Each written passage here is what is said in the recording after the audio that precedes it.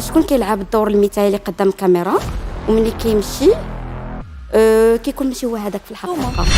البودكاست اللي زاز المواقع التواصل الاجتماعي واللي خلى كلشي مصدوم، والكلام اللي كان خصنا نسمعوه كاملين قبل باش توضع الحد لكل شخص يمسها في الكرامة ديالها، وكل شي يرجع يحترمها ويقدرها رغم انها كتحشم. ولكن الصراحة افضل بكثير من النفاق. الصراحة عطاتها شنو كانت كنتستنى من جواب.